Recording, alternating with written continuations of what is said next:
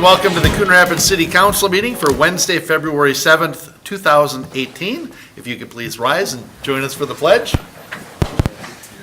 I pledge allegiance to the flag of the United States of America and to the republic for which it stands, one nation under God, indivisible, with liberty and justice for all. Please call the roll when you're ready. Councilmember Griscoviac. Here. Councilmember Kicker. Here. Councilmember Demmer. Here. Councilmember Geisler. Here. Councilmember Johnson. Here. Councilmember Wells. Here. Mayor Cook. Here.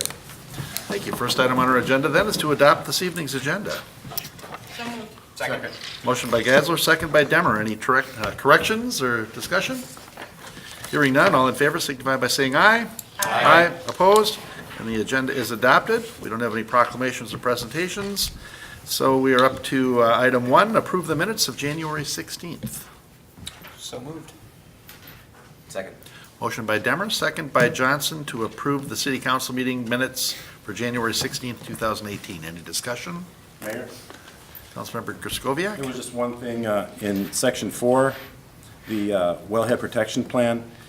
Matt Stemwell is quoted as saying we are not rejoining that group. I think it should say now. They are now rejoining that group.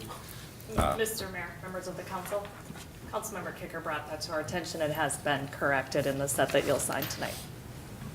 Oh, Very good. okay. Thank you. Very good. So the motion passed unanimously, but there was a little contradiction. Thank you. Right, I agree. Thank you for noticing it. Nice catch. Not versus Wow, now. putting words in Mr. Stemwell's One letter. mouth. Right. One letter is a big difference. Yep. Any other discussion? So the motion is friendly to approve the record. Well, so apparently that's the version that we have Yeah. in this stack if everybody came over and looked at it. Oops. Okay. All in favor signify by saying aye. Aye. Opposed? And those minutes are approved with that one little change. We have 3 items on our consent agenda this evening. And the first one is to approve final payment for project 17-7, 2017, well rehabilitation. The city engineer has recommended final payment to Keys Well Drilling Company in the amount of $16,626.28 for project 17-7. The charges for the project were for additional development at well number 12, adjusting estimated quantities of some well repair items, and removing some items in the original bid. The actual project costs were less than the final contract amount due to less work performed than actual bid. So let's see. So we are looking at approving of the change orders and the final payment to Keys Well Drilling Company in the amount of $16,626.28 for project 17-7, 2017 well rehabilitation. Item 3 is to adopt resolution 18-34, setting a levy hearing for miscellaneous assessments 2018-1. And we are setting a public hearing for April 5th. So the Board of Adjustment and Appeals is expected to conduct this hearing on April 5th and make a recommendation to the City Council at the April 17th council meeting. So if anyone has assessments they would like to appeal, that is the time in front of the Board of Adjustment and Appeals. Those assessments include services provided to taxpayers. In most cases, code enforcement violations. The terms of repayment are determined by the amount being assessed, and the proposed assessments are categorized by the number of years to be assessed and the interest rate recommended. So we are adopting Resolution 18-34, miscellaneous assessment, declaring the cost to be assessed, ordering preparation of the proposed assessment roll, and ordering the public hearing for March 6th, 2018 on the proposed assessment roll. Now, that's different than Board of Adjustment and Appeals. Mr. Stemwell, can I get a clarification on this? So we're looking at a Board of Adjustment and Appeals, April 5th and April 17th, but we're ordering a public hearing for March 6th for the proposed assessment roll. That's all. March 6th is when we'll take the assessments. That's when the assessments will be, so we'll take them here while the public hearing for anybody to object to those assessments. That's when the rolls will be presented. Any objections will be referred to the board that will conduct that here, to the Board of Adjustments on April 5th. Those recommendations will come back to council for final adoption on April 17th. Okay, got it. So they need to present that appeal to us by the March 6th date, though. March 6th date to be included in that Board of Adjustment appeal on April 5th. Mr. Stemwell. Mayor, Council, that's correct. They have to file the written objection up until, I think, 7 o'clock, or there's into the evening before the council meeting, and they can be accepted, I think, even at the meeting up Okay. into that hearing. Okay. Thanks for the clarification. There was just too many dates. Yeah, there was. All right. Next item on our consent agenda is item 4. Yep. To approve a special assessment agreement with Kathleen Roosted, 12965 Raven Street. And we are working with the property owner to establish a plan and a timeline to remedy bringing the home into compliance. So we're looking at renting a dumpster for $499. An agreement has been drafted by the city and signed by both the city and the homeowner to pay for the cost of the dumpster, which will then be assessed to our property taxes. So ordering this dumpster will allow the property owner to bring her home into compliance in a timely manner, and currently is on schedule to have compliance by the middle of February. So we're looking to approve the agreement, which will assess the cost of a dumpster to property address 12965 Raven Street, and that's the total of our consent agenda. Mr. Mayor, Councilmember Johnson? just a quick question for council on that one. In the agreement, it talked about renting a dumpster at estimated cost of $415 per week for a 2-week period. And in the summary, it was $499. So did we determine that it's only going to be $499 and, I believe that's my understanding. That might be the actual cost now that they've okay, spoken with the property owner. I think when the agreement was being drafted, it wasn't pinned down? pinned down exactly. Okay, thank you. Okay. Any other questions? Nope. Councilmember Kicker? I make a motion that we approve the consent agenda. Second. Motion by Kicker, second by Demmer to approve the consent agenda. Any discussion or questions? Hearing none, all in favor signify by saying aye. Aye. Opposed? And the consent agenda is adopted. Next is item 5, to hold a public hearing and consideration of Resolution 18-33, adopting modification to tax increment financing plan for tax increment financing District 6-1. Mr. Brown, you want to hit on this, or? Yeah, I can provide a little overview. Your Honor, members of the council, this is the final step in the process for accepting the special legislation we received last year from the state that allows us to extend the duration of the Port Riverwalk TIF district for 5 years. That will allow us to capture a little bit more increment, help us recover more of the initial cost that the city had for acquiring that site, assembling the land. So the council is asked to first conduct a public hearing and then adopt a resolution that approves a modification to the TIF plan for that district. The EDA will also be meeting immediately after this meeting to also adopt a resolution approving that TIF plan. So Jason Arswald is here from Ellers if there are any specific questions on the TIF plan, but otherwise we'll ask that you hold a public hearing and consider that resolution. Okay. Council, any questions before we open the public hearing? All right. Well, with that, then, we will open the public hearing for adopting a modification to the tax increment financing plan for the tax increment financing district 6-1. I'm not going to repeat all that. We'll open the public hearing now. Anybody here to address council for the public hearing? Jason? No? All right. If nobody wants to speak to the public hearing, we'll close the public hearing. And council. Your Honor, Councilmember Demmer. move to adopt Resolution 18-33, adopting modification to the tax increment financing plan for tax increment District 6-1. Second. Motion by Demmer, second by Geisler. Discussion? Hearing none, all in favor signify by saying aye. Aye. Opposed? And that motion carries. Thanks for coming. Item 6 on this evening's agenda is to consider planning case 17-37, consider adoption of ordinance 2203 to allow veterinary clinics as a permitted use in the regional shopping district, Sambatic Incorporated. This was introduced at the last council meeting. Is there anything that you would like to, any changes that came up or any discussions that came up or? Mayor and council, there hasn't been any modifications to the proposed ordinance since it was introduced last month. I'll answer any questions you may have. Okay. Council, any questions on this? Mr. Mayor, Councilmember Geisler? I'll make a motion to adopt ordinance 2203 to allow veterinary clinics and animal hospitals as permitted uses in the regional shopping district and to authorize summary publication. Second. Motion by Geisler, second by Griscoviac. Discussion? Hearing none, all in favor signify by saying aye. Aye. Opposed? And that motion carries.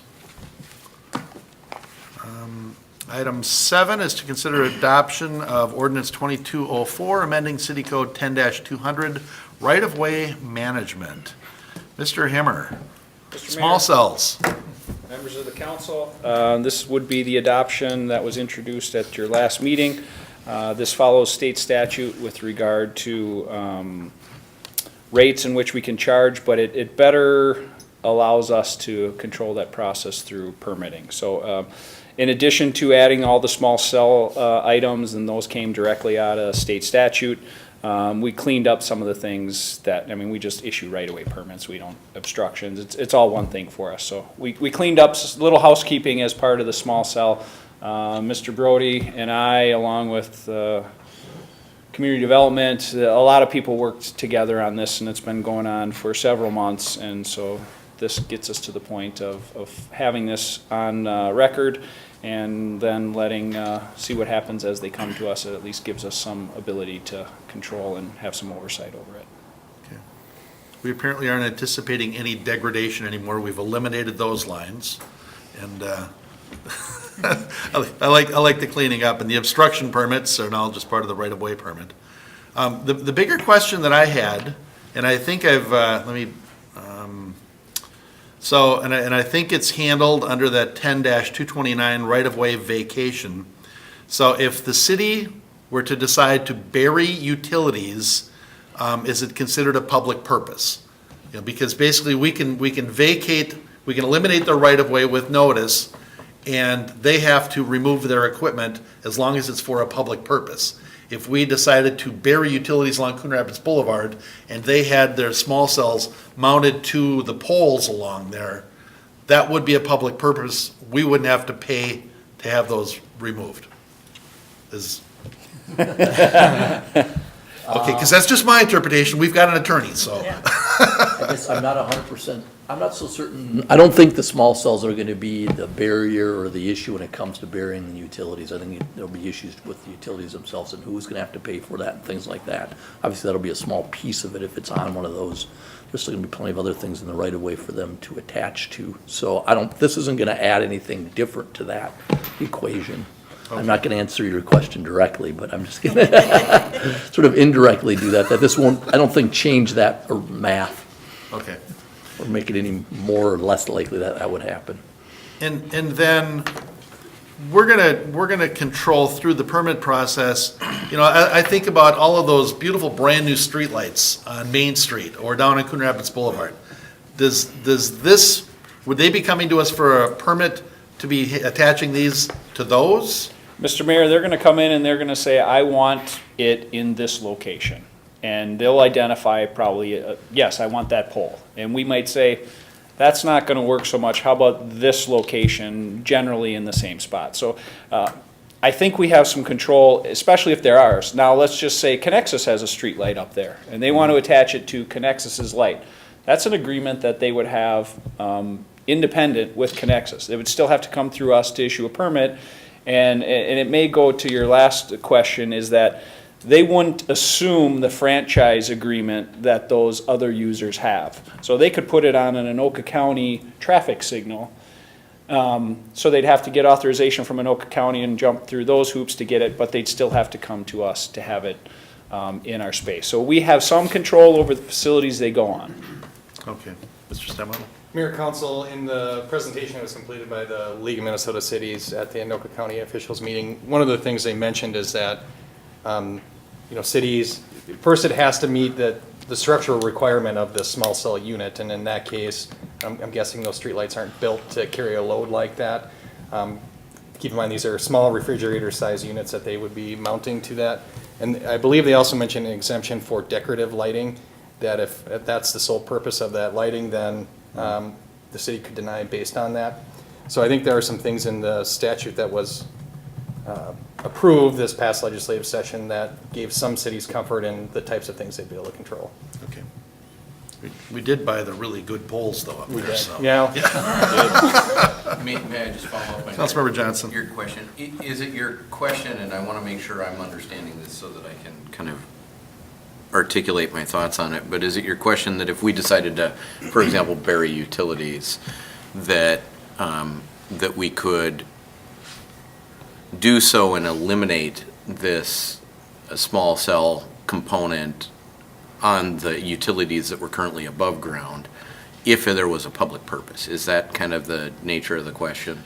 So the nature of so the question is, if they've put their small cells on those poles along Right. Coon Rapids Boulevard, and then we're able to Later. get the utilities later to work with us to bury the utilities, I'm looking at the right-of-way vacation. And if the city vacates a right-of-way which contains the facilities of a registrant, the registrant's rights in the vacated right-of-way are governed by Minnesota rules.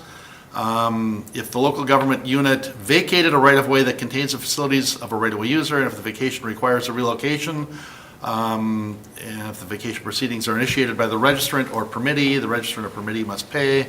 I guess, the only thing I underlined was, if the vacation proceedings are initiated by the city for a public purpose, the registrant or permittee must pay the relocation costs. So Right. that seemed to me Right. to answer the question, if we wanted to bury the utilities, that would be for a public purpose, I would think. And the reason that I asked the question is, I don't think we have separately defined public purpose in this ordinance, so there's not a definition of public purpose. I've often considered public purpose to mean, and I think it's appropriate to have a conversation here, so there is a little bit of a legislative record, if you will, about the council's understanding of public purpose, to mean some kind of governmental action or direction that purports to benefit the populace as a whole or the general public. And I believe, and the reason that I'm voting to support this is that I don't think we're prohibited from doing as you suggest by burying the utility lines, because that would be a direction or function that we would approve that would be for the benefit of the general public or the populace as a whole. And there are tons of public advantages to having buried utility lines, especially when you suffer winters like we do here in Minnesota. So I am going to vote to support this based on my understanding that it would be a public purpose to bury utility lines, and it would have that kind of natural kind of interpretation that you are suggesting. So I just kind of wanted to have that out there, and if anybody has a different view, I'd love to hear it. Mr. Mayor? Mr. Hammer? I think there's two things here, and that is, I believe the state legislature has deemed that this small cell in and of itself is a public purpose. That is for the good of all of us, thus their desire to add it to the bill. So the small cell, I think according to them, is the public purpose. Now, this is an antenna they're placing in a smaller box if you can get electricity to be sent through an antenna, that would be a good thing. So even if we decided we're gonna take down all the power poles, you're still gonna have to have streetlights out there somewhere. You're still gonna have to have traffic signals. You could say, well, we'll allow you a small pole in place of all of this stuff getting buried. So I think you could still get the stuff underground and leave that flexibility open for them to have a structure to still do this. But likewise, I think the whole concept of burying utilities is for a public purpose in, unless you're doing it simply for some kind of decorative reason or something like that. But that, if what you're talking about, and I'm anticipating you're talking about is along Coon Rapids Boulevard, I mean, there are just all sorts of public benefits that stem from and flow from the bearing of utilities along that area. So I'll just let the record stand there. Councilmember Demmer? My understanding is, you know, if someone says, I want to put a small cell on a power pole, and then that power pole goes away, right? Yes, adding the small cell to the power pole was in the public good, but us taking the power pole down is also in the public good, so then we might be able to suggest a location of a different place that has power, but that we'd be free to take that down at some point if we wanted to, because that's also a public good. Without having to. And then they would have to pay for it based on this. So I'm just trying to distill what Mr. Johnson said into just a very clear, they can put it on the pole, we can still take the pole down and put it somewhere else, and that's a public good for us to do that. And by that token, I think then if there's a place that we think we might take down power poles at some point, maybe advise people not to put the cells on the power poles in that area. I think that would be a plan if we had it even in the long term. Yeah. It's got to get some traction going in that direction. All right, any other questions, or does anybody want to make a motion on this? Mayor, I do have a question. All right. And Councilmember Scovia? it has to do with the legislation, the recent legislation. It kind of is forcing us to have to allow these things, and that's fine. And that's what we're voting on tonight. But these are private companies that are going to be allowed to put their stuff in the public right away, right? So my biggest question, or my only question really, is does the permitting process allow, or maybe specifically disallow, other uses for that piece of property, for that small cell wireless unit? For example, there's going to be an antenna in there. Can they put a camera in there? Can they put other recording devices? It's their private property. They get to do whatever they want with it?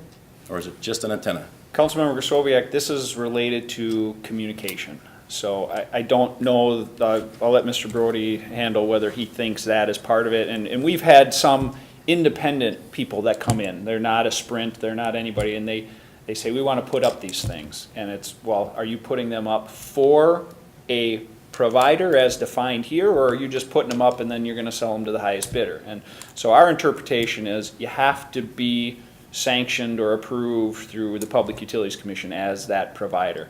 And I think this is just related to transfer of data and other things. I don't know that cameras would apply there, but again, I'll defer to Mr. Brody. Tim, I would agree with that. I think you have to be I'm looking for the right word or the right definition, but a telecommunication user. And so what that's defined as, I don't think would include, we'd have to look at that, whether that would include having a camera there, probably not. Probably doesn't meet what the definition or what the intent of a telecommunication user is. So I would think that off the top of our heads that no, that type of use wouldn't be allowed. Something, May I follow up on that? something beyond what just the scope of the initial sort of application. Councilmember Johnson? And remember, the issuance of the permit is focused on small wireless facility, wireless service, and wireless support structure conditions. I think we can narrowly construe that as those things are defined to prohibit them from putting other things in there, like, for example, advertising or a camera or things like that, unless there was some reason to have it. Now, you and I both could envision a situation where some raptor is going to nest in an area and somebody's going to want to have a red hawk cam or something like that, watching baby hawks. But I think that's a rare instance and a little bridge we can cross down the road. So I would hope that the staff would narrowly construe those definitions. Very good. All right, any other questions? Motion? Your Honor. Councilmember Demmer. Sorry, went to sleep here. You were your machine. Well, my timeout's a little longer. So in planning case 17-43, nope, wrong one, sorry. Somebody else? So I can take it. Councilmember Geisler? I'll make a There we are. motion to adopt ordinance 2204, amending city code 10-200, right-of-way management and authorized summary publication. I'll second. Motion by Geisler, second by Johnson. Is there discussion? Hearing none, all in favor signify by saying aye. Aye. Opposed? And that motion carries. We're on to item 8. Consider adoption of ordinance 2205, Pleasure Creek District Dissolution. And I don't think we're going to go through all this again, but this is the drainage. Pleasure Creek Drainage District was created to fund storm drainage improvements back in 1980 and no longer serves any function. We've already had the public hearing on it, and now we're looking at adopting the ordinance. Councilmember Demmer. Okay, I gotta actually go this time. Move to adopt ordinance 2205 and authorize summary publication, dissolving the Pleasure Creek District. Second. Motion by Demmer, second by Griscoviac. Discussion? Hearing none. All in favor signify by saying aye. Aye. Opposed? And that motion carries. We are on to new business. First item is to consider resolution number 17-12 sub 8, accepting plans and specs for 2018 park improvements and authorizing solicitation of bids. Mr. Hammer. Thank you, Mr. Mayor, members of the council. The two parks proposed for reconstruction in 2018 are Crooked Lake and River Wind. And there are some updated site plans for you. You previously approved the concepts. Those had gone through the public process. So we're just ready to get this out for bid and excited to get into another construction season. Briefly, I'll touch on the River Wind building, which I still have to come back to you on. I'm getting some refined costs through, I called up Grady this time and said, Grady, help me out with what's going on out here. So I've got Mr. Kinghorn now kind of checking some things and making sure that we can afford that. But the construction limits are outside of that. We'll be doing some removals on that back patio side as part of this. But I hope to have some more answers on the building in the not too distant future. But this is just for the site improvements in the back. I'll draw your interest to the fact that we are looking at a bid alternate for the trail that goes up behind the back up to, is it Morse Spy? So that is being bid as an alternate just to widen that and upgrade it. And then also a little bit of expansion of the irrigation system as well. But with that, I'll stand for questions. Is there any additional funding available? So the one that's connecting to the school, is there any like those safe walks to school or those grant programs, any of that money available? Mr. Mayor, there are safe routes to school programs. However, you have to have a planning document in place before you're eligible to receive funds for infrastructure. So we would have to do a document that shows that this is within a prescribed zone. And Okay. we kind of went through it a little bit with the high school, and it takes multiple years for that to happen. Depending on the prices, we can always introduce our own miscellaneous trail funds or something else to supplement that, depending on what those costs are. But there's nothing in short order that we're going to be able to get to supplement those dollars right now. Councilmember Demmer. So I know when a lot of this was put together, there was not going to be a building or a bathroom in the River Wind area. Should that building stay and a bathroom be put in there? Was there any thought of taking all the playground structures and the courts and just kind of moving them south so that they're all closer to the bathrooms? Is that something that could be changed? I mean, because you'd still have all the same stuff. It would just be moved a little closer to the building. Well, Councilmember Demmer, we thought that was kind of that open green space. Right. And you kind of play off the building from meeting Okay. space, or that you could open up that back end and where the old skate park was, just leave that as a patio and have better access. So while the things are not in close proximity, once you start shifting things around, then you start to lose some of that open green space that's there that somebody wants to throw a frisbee or picnic or something like that. So the pickleball courts are kind of locked in because of that additional parking and things that are there. It just seems to fit. You can start to massage some of the other stuff, but then you're playing with the grades and the contours. And because we didn't know, and we still don't know the fate of that building, we wanted to move ahead with the site design. I still think it will play well. You know, we can add picnic tables, we can add some other things, but yeah, there is gonna be a little jaunt to get over there. Okay. We'll also be supplementing with BIFs too, so. People are there for exercise. It's an extra 3 feet. Good point. All right. Mayor? Councilmember Kraskowiak.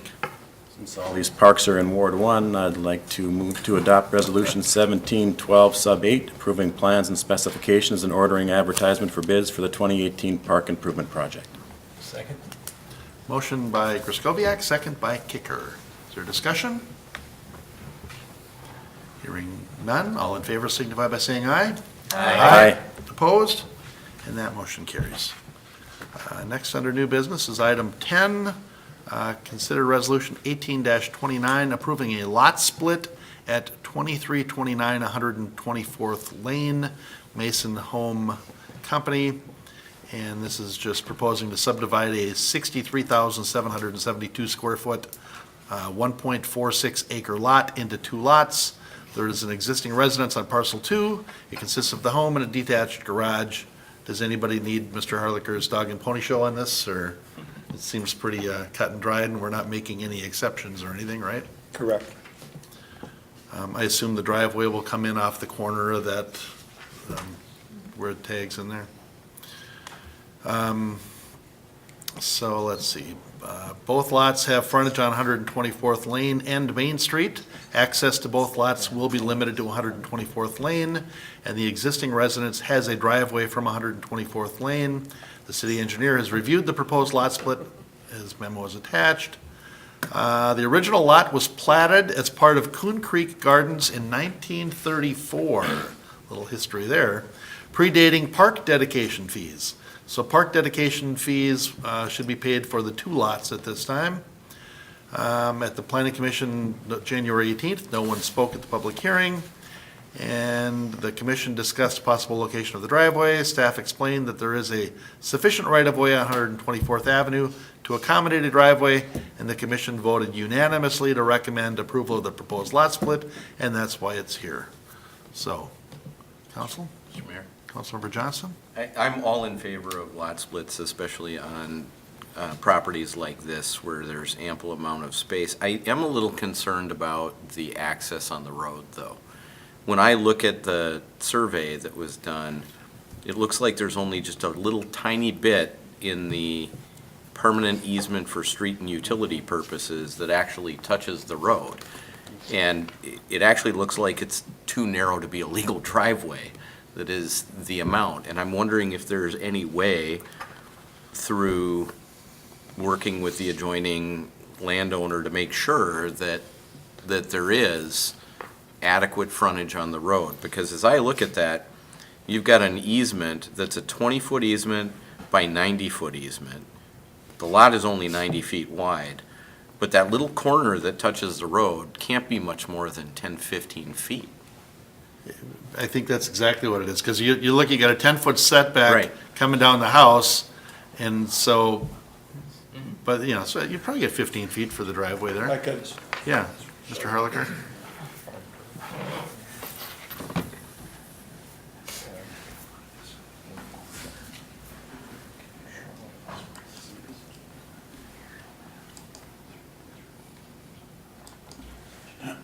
excuse me, Mayor and Council, the right-of-way for the street here goes from here all the way over.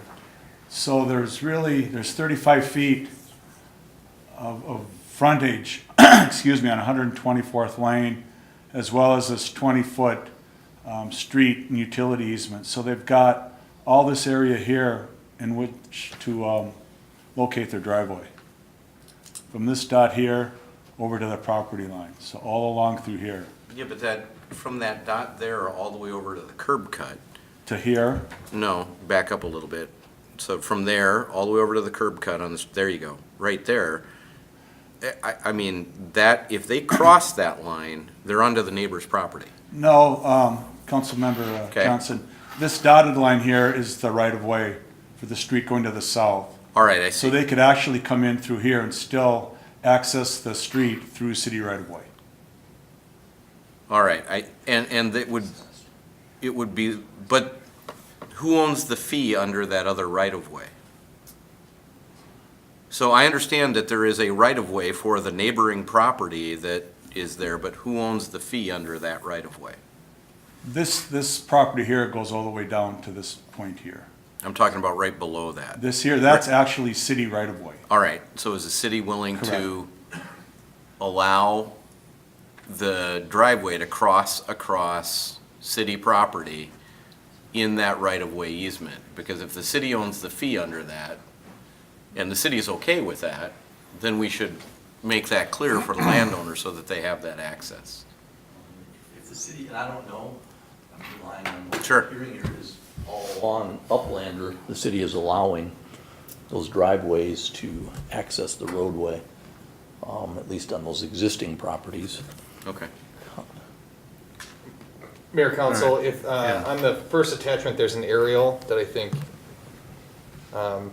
depicts that a little easier than the other piece, because you can kind of see which part of that is the public right-of-way and how that'd be accessed. So there's a And- house there, but there's that little kind of triangle. Yep. Okay. So that actually makes me more confused, because I would assume the person owning the house on Uplander is the one that's mowing that lawn right now. And It is. is thinking that's their front yard. And now the driveway's going through their yard. Right. I thought it was just gonna go straight up, and we were just, Yeah, I thought it was gonna come in that, like, that little 15 feet, the little 15-foot strip Right. you're talking about there. I am, please don't misunderstand what I'm suggesting here. I am totally in support of allowing a subdivision here. I just want to make sure that by allowing it, we don't create neighborhood issues. That's it. Councilmember Johnson, I completely agree. We don't want that driveway to cut across that triangle, because it's gonna feel like we just put it across His front that yard. property that they've been mowing that land Right. for 25 years or however long that house has been there. So if it is in fact such that this is a subdivision and there can be some kind of driveway easement or license that can cut across in the corner, part of the existing, part of the remainder, the larger remainder, I don't see that there would be any problem, because it's the one landowner that is, working that out. But I am a little concerned about how we're allowing access to the road and what the driveway is gonna look like ultimately. So, Mr. Harlicker, so can we make sure that when the site plan comes in, that the building site plan, that we make sure that this driveway isn't going across that neighbor's front yard? I mean, even if it is the city-owned property, you know what I mean? I understand. Maybe Mr. Brody could jump in on this too. I suppose we could add a condition to the approval. Because it seems like and there's delineate where adequate the space there. driveway It looks like there's probably about 15 feet when you look at the survey. Driveway to Probably about if they right. just square off this corner. Yeah. Members of the council. Mr. Himmer. More than likely, we're gonna come off that corner with a diagonal driveway that goes back. That 20-foot easement, the right-of-way easement, that's shown the entire distance of that plat. That's a 20-foot easement all the way across that entire distance. And the idea behind that is there's another parcel to the west that has access directly out onto Main Street. So if we ever had to amend access, or they wanted to redo something with that parcel, we would get access off of Main Street, and they'd potentially be able to come out this direction. So while I understand your point, Councilmember Johnson, that it's the neighbor's land, it was dedicated to a plat, it is right away. So you may end up with a 20-foot wide driveway that's 15 feet in that little triangle on this plat, and another 5 feet out onto that existing right-of-way. There is no fee, it was dedicated as part of a plat. So it just makes sense that they would kind of come diagonally off the corner of that. I don't have the dimension on what that plat is there for that little triangle piece that touches the road, but that's more than likely where that driveway is going to go. Absent that, if we wanted to, we could push it as far east as we wanted and make it a long one that follows that 20-foot right-of-way on the adjacent lot that's existing today. But the logical spot is to kind of come diagonally off that corner right up into that property. Councilmember Griscoviac. I was going to bring up that point that Mr. Himmer just brought up about that parcel to the west, and that it has access on Main Street. It's one of the only ones that have access on Main Street. And I too am in favor of the lot split. This is a big lot, let's get another house in there, I think that's great. But maybe we should take a consideration about that easement across there and see if we leave enough latitude in there for the other potential driveway, so they can eliminate their access on Main Street and do this. I'm not sure if that's feasible or not. Well, that, I'm sure they don't want to. no, Mr. Hammer, but that's that whole point of that 20-foot right-of-way, right? Correct. Under the Yeah. existing plat to the south of it, that 124th was 30 feet of land was dedicated for that. So that additional 20-foot gets us a 50-foot right-of-way to span through here for potential extension. Now, a house would more than likely have to go away as part of that, but that's part of what happens if and when that parcel ever redevelops or something else happens. It kind of reserves us that cart pathway if we ever needed to change access for that out onto Main Street, and still has dedicated right-of-way ample to get access to this one additional lot, whether it's from the previous one for the 30 feet that exists today or from the additional 20 feet we're getting as part of this plat. If that makes sense. I could try to draw a picture up there if that's easier, but they very well may, to your point, they very well may go slightly outside of what's being platted here onto the existing right-of-way that somebody else might say, but yeah, that's my land. And then it's a conversation about, here's your land, here's the public. The same way we have it with mailboxes and gardens and trees and everything else where that right-of-way lies.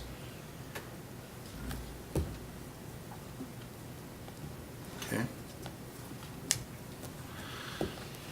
All right, Mayor, Councilmember Kicker? I'm still struggling with where, if in fact we did, that property to the west did switch their entrance and have that come out on Uplander or 124th, I'm still not sure I understand where that would come out. I mean, even if you have the new piece of property, have that, the driveway in the corner there, I mean, you're basically taking out the front yard. So we would be creating basically a 20-foot cartway through here.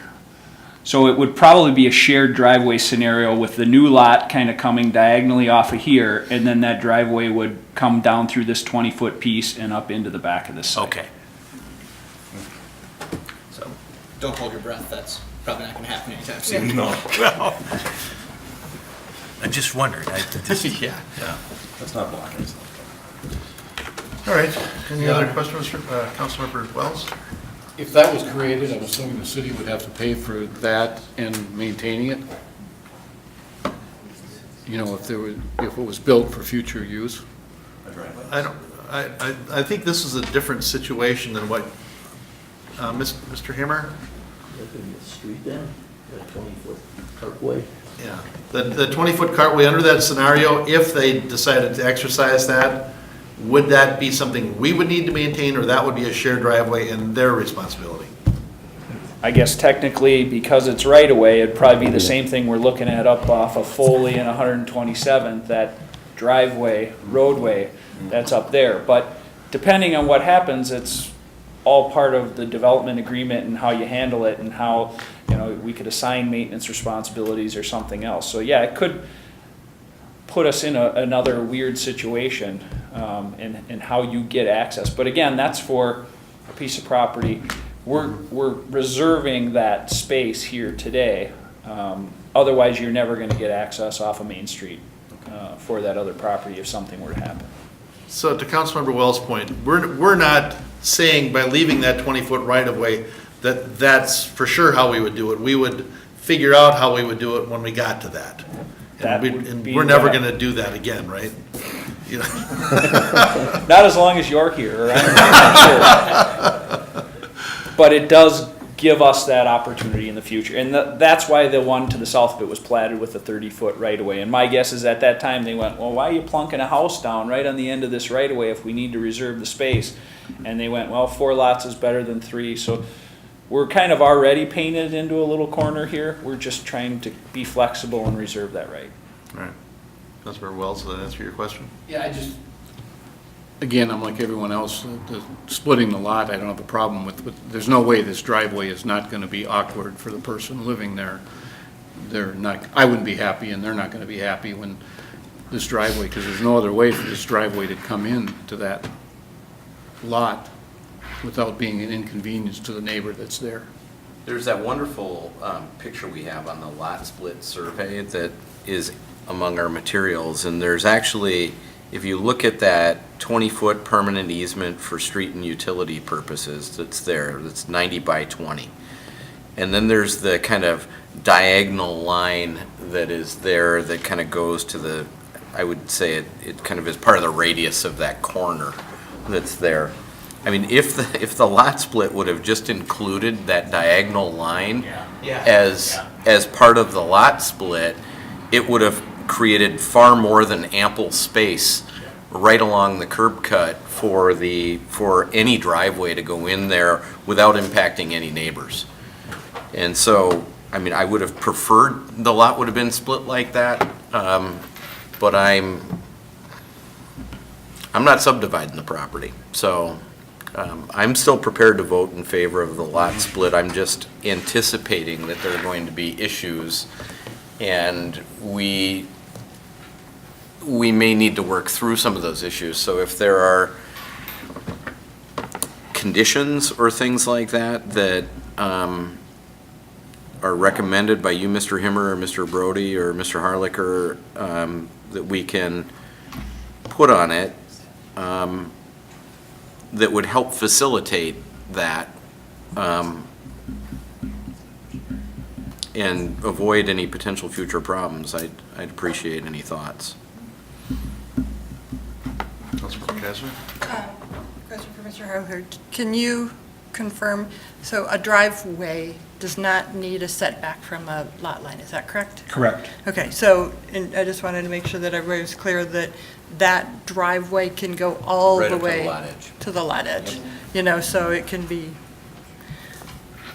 as much on the property as possible. But yeah, there is the need, when you look at it, that there's going to have to be something into the city right away that is in sight line from the house that's on Uplander. Members of the council and Councilmember Johnson, I guess, absent moving these lot lines, which probably isn't going to happen at this point, we could look to the person who's performing this plat and ask for a small driveway easement on the southwest corner of that lot to accommodate, half of a driveway or enough to get a driveway in there. And that could be done under a separate document if they were open to it. Now, is that something you're requesting as a condition of approval? I guess that's to you, but that would then place that driveway in a location we're basically determining today. That is the water main, that diagonal, that's the water service to that lot, so we want to make sure we're not ending up with the curb stop in the driveway. That's not, that's somewhat problematic at times as well, but, we could ask the applicant if they would be open to some sort of a driveway easement across that corner, just to, he's basically placing an easement over a right-of-way easement anyway, so I don't know that it hurts anything, but. So is that something we want to add But it's an bullet point easement on, and it's or- not a right-of-way, and there's differences with that, Dave, so, I mean, we could say, in our all intents and purposes, that is a right-of-way, and we could say it has to go there, but I don't think a right-of-way versus a street easement are the same things. I think there's a slight difference there, and I'll defer to Dave on that, but if the applicant's open to it, I think that's a simple solution. I'm satisfied that we've flagged issues of concern to the council for the neighborhood and the relationships among the people who live along that corner, and I'm not prepared to hold up, or I don't desire to hold up a lot split. It seems to make otherwise good common sense for this reason, so I'm prepared to go forward with it. prepared enough to actually make a motion? Sure, let me back out of this thing and Okay, in planning case 17-40, I move that the city council approve resolution 1829 approving the proposed lot split with the following conditions. 1, all comments of the city engineer be addressed. 2, compliance with Title 11 land development regulations. 3, park dedication for the 2 lots be paid in the amount of $4,000, which is $2,000 per lot, prior to releasing the lot split for recording. And 4, all comments of Anoka County Highway Department to be addressed. Motion by Geisler, second by Griscoviac. Discussion? Motion for Johnson. Motion by Johnson. What did I say? No respect. Extra respect. Extra respect. Motion by Johnson, second by Griscoviac. Discussion. Hearing none, all in favor signify by saying aye. Aye. Opposed? And that motion carries. It's all what you brought from the planning commission. I still have that in my head, you know, it's. All right, item 11, now we're into Port River Walk, and I'll bet we have pictures for this one, huh? You would like to see them? It might be good to show that. Item 11 is to consider resolution 18-30 to subdivide 17.46 acres into 14 tracts. And our next, that's just this, our next 2 items are related to that project. So maybe you want to cover both of them? Yes, or- correct, Mayor and Council. Excuse me. These are essentially, this item as is the next one, are almost housekeeping items. During the due diligence, when reviewing the title information on this area of Port Riverwalk, all of it, they found some title discrepancies. And in order to clear up those discrepancies, we are proposing an RLS. Actually, there'll be 3 and possibly a 4th. That will cover the entire Riverwalk project area. And what this really does, it sets up the property for future development. When the property is developed, they'll come in with a preliminary plat that reflects the development that's being proposed. In the area here, this is egret coming in. And so it's bounded by this here. It kind of wraps around the apartments and then down through here. I believe that's Drake here. Then it goes up to Coon Rapids Boulevard and this way. And if you look, each of these streets right now are identified in the RLS as tracks. And there's some small triangular areas where there was some issues with title, that those are also identified as tracks. That's why the large number of 14 of them are included in this registered land survey. So staff is recommending, and the planning commission also recommended approval, the proposed lot split in planning case 18-30. And on the next one, I can continue. This is what is being called the central Port Riverwalk area. And it includes this area here. This is the nursing home to the south, going up and through here. This is a little over 12 acres, and it is broken up into 12 tracts in this area here. And then Planning Commission this month is reviewing the 3rd component, which is kind of this area in here. And then the 4th, if there is one, will have to go the area right in through here. But for planning cases 1742 and 1743, Planning Commission and staff recommended approval, and there's separate resolutions for each RLS. Anybody have any questions of Mr. Harlicker? All right. Councilmember Kicker? I make a motion that the council approve resolution 18-30 approving the proposed registered land survey with the following conditions. That 1, all comments of the Anoka County Highway Department be addressed. Motion by Kicker, second by Demmer. Discussion? Hearing none, all in favor signify by saying aye. Aye. Opposed? And that motion carries. On to item 12, which is planning case 17-43, consider resolution 18-31 to subdivide 12.28 acres into 10 tracts, Port Riverwalk. Your Honor. Councilmember Demmer. Right, despite the fact that the RLS has the longest sentence I've ever seen in my life. If you ever want to see a good run-on sentence. Move in planning case 17-43 for the council to approve of resolution 18-31, approving the proposed registered land survey with the following condition: all comments of the Anoka County Highway Department be addressed. Second? Motion by Demmer, second by Kicker. Discussion? Hearing none, all in favor, signify by saying aye. Aye. Opposed, and that motion carries. Thanks, Mr. Harlicker. We are on to item 13, to consider proposal and letter of engagement for engineering services, the 2018 Well Rehabilitation Program, Project 18-9. Mr. Himmer, anything you want to hit on that? Mr. Mayor, this is just a continuation of our ongoing proactive maintenance. We closed the 17 project out earlier on consent.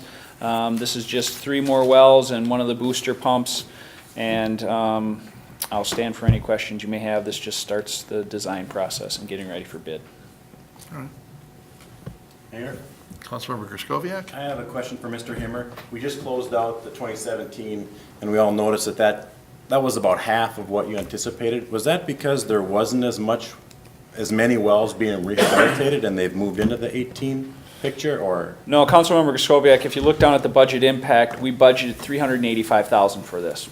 We budgeted $385,000 for also last year's, because that's kind of where we end up. It's usually the question you ask when I come in with bids and you say, your estimate's $385, why are we awarding a contract for $600? And the reason we do that is we assume everything is going to be wrong with these pumps.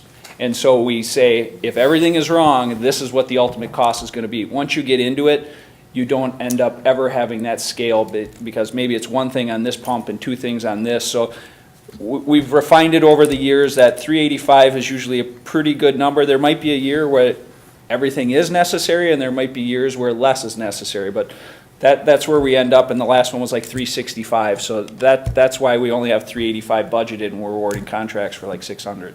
Interesting, okay, that clarifies. It's budgeted for 385. Engineer's estimate might be a little bit higher, but knowing. You're assuming everything is going to be wrong with all of the pumps. Okay. That clarifies, thank you. Yep. All right. Somebody want to make a motion? Your Honor. Councilmember Demmer?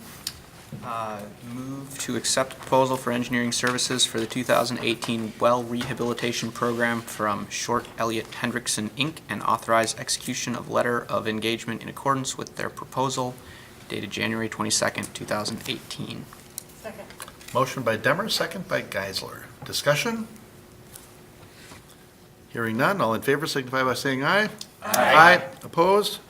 And that motion carries. Item 14 is to consider resolution 18-32, amending the 2018 budget for the police training facility. And I'll just get the little, the police department is requesting a budget amendment to enhance scenario-based use of force training by building interior walls in the portion of the police facility at Public Works. Interior walls will have doorways and a viewing platform above for trainers to watch and evaluate trainees. Forfeiture funds will be utilized as authorized by Minnesota statute, and the estimated cost is $20,900. Captain, do you have anything that you were here to tell us about this, or? Only if you have questions, Mayor or Council. Okay, thank you. Building a bullpen. All right. Your Honor. Yeah, Councilmember Johnson. I'll move authorization of RS number 18-32, amending the 2018 Law Enforcement Programs Funds budget for a training facility. And as I understand it, this is all forfeiture money that's being used, so we're just reallocating forfeiture money. Second. Motion by Johnson, second by Wells. Discussion? Hearing none, all in favor signify by saying aye. Aye. Aye. Opposed? And that motion carries. Item 15, consider resolution 18-35, authorizing purchase of a portable stage. Bids were received on January 16th for the purchase of a portable stage. The stage would be used at events that take place during the 4th of July celebration at the Coon Rapids Ice Center, at Sand Creek Park, and for other events as deemed appropriate by the city. The 2018 budget does not include funds for the stage. Staff is proposing to split the cost with the Community Strength Foundation, with their portion of the cost to be paid over a 10-year period. Looking at, therefore, park improvement funds would need to be reallocated for the purchase and a payment agreement authorized with the Community Strength Foundation. 2 bids were received. It was determined that the low bidder did not meet specifications. Therefore, staff recommends that the bid be awarded to Wenger in the amount of $113,238. Registration of the trailer will add another $7,360. Anybody want to cover anything else on that, or did that cover it? Mr. Stemwedel? Mayor, Council, that did essentially cover it. Just maybe one more piece on the bid that was rejected. There were a couple of key components to the stage that were requested as a part of our bid and that were not met by that second applicant, and they were fairly significant components of what was requested, therefore that one was kicked out. Okay. And Wenger's, that's the company that's like in Owatonna or something, so it's a Minnesota company? Correct, yes. So is this push-button showmobile stage or whatever that is automated? Yes. Yes. Your Honor. Councilmember Wells. I'd just like to point out that, I mean, we're getting something for half the cost with the community strength contributing half, and also the city has the, you know, if they would wish to, these are in very high demand. So if we wanted to recoup some of our costs, we could certainly rent it out locally, you know, depending on the council's wishes. But I think if we wanted to, we could do that. I don't know if that'd be good practice because it would be wear and tear on it, but I think it'll be a real nice thing for the city to have.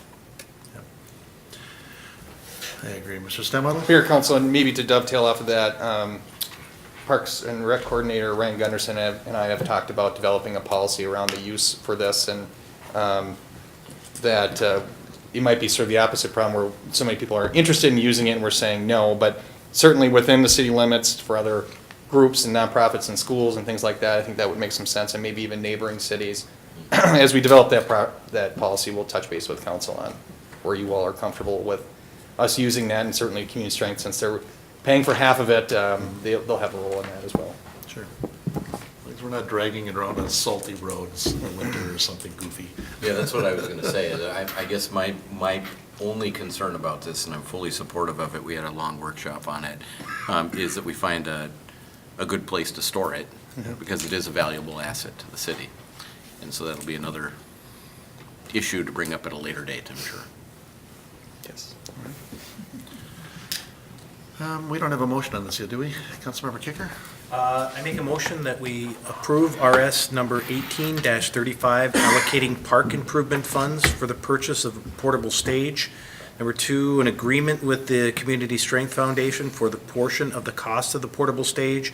And 3, awarding the purchase of the portable stage to Wenger in the amount of $113,238, not including registration taxes of $7,360. I'll second it. Motion by Kicker, second by Johnson. What kind of delivery time are we looking on this?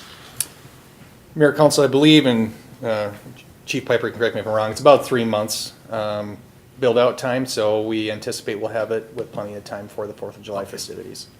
Good. Maybe the first movies in the park. Maybe. Maybe. Mayor, Council, I'll get you an update next time we visit, but delivery is not going to be a problem. Okay, thanks, Chief. All right, any discussion? Hearing none, all in favor, signify by saying aye. Aye. Opposed? You're out of order. Who gave him a gavel?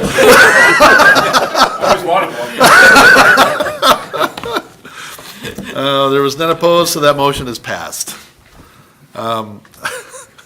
Item 16 is to consider purchase of a water tanker truck for the parks. and funds in the amount of $170,115 to replace Unit 117. A 2001 Sterling water truck are included in the capital equipment fund, and the 2018 budget includes a trade-in value estimated at $30,000. The fleet maintenance supervisor is recommending the purchase of a replacement unit, and the cost of the new unit 117 is anticipated to be $146,758, not including estimated registration tax of $10,000. The tanker truck chassis will be purchased from the Ruffridge Johnson Equipment Company. Will be purchased from the Allstate Peterbilt, a state contract vendor, in the amount of $88,123, and the tank will be purchased from Ruffridge Johnson Equipment in an amount of $58,635, and Ruffridge Johnson will install the tank and the chassis. The existing unit 117 only has, I added the word only, has 26,000 miles. Although the miles are low, given it stays in the city, the vehicle is heavily corroded on the truck chassis, the water tank, and the associated plumbing. The supervisor is recommending the city advertise the old truck for sale on government deals. Historically, the city has seen a higher return compared to standard trade-ins by utilizing this process. And the fleet maintenance supervisor estimates to receive $12,000 to $16,000 for the unit, as compared to the $30,000 estimated at budget time due to market changes and added deterioration of the unit. And the truck is used to flood skating rinks and provide water for park trail maintenance in the summer. And I would imagine it's those flooding the skating rinks and driving it on the salty roads in the winter that's that's taking a toll on that frame, so. You gotta buy that undercoat. Yeah, yeah. Oh, you have a Z-bar. Is that still a thing? Mr. Mayor, Councilmember I'll Geisler. make a motion to recommend the purchase of the 2018 tanker truck under the state contract totaling $146,758, exclusive of tax and advertising the existing 2001 Sterling tanker truck on Gov Deals for sale. Motion by Geisler, second by Kicker. Discussion? Mayor? Councilmember Griscoviac. I just want to let everyone know that I did talk to Mel over at Public Works about this, looking at it, it only had 26,000 miles on it. He did explain to me that it's used year-round. It is used in the wintertime, and 17 years on something that's used year-round. My original question was, if the chassis only got 26,000 miles on it, maybe we can get a new tank and plumbing. But he did mention to me that it's pretty rusted out, it's pretty used up, so I'm in favor. Just I wanna let just you know. think it sounds like a fire truck in sheep's clothing. And I am Wrong color. It's the wrong color. Yellow, I'll get a yellow one. Councilmember Wells? I know this is nitpicky, but it does seem to me that at budget time, the amounts are always a lot higher than they are. You know, we get this all the time. We estimated 30,000, now it's down to as little as 12. It seems like that's pretty much always the case, so maybe we should budget a little bit more realistically than always coming back, because it seems like we're always overvaluing what the trade-in would be on these. I can't believe that much changes in 9 months.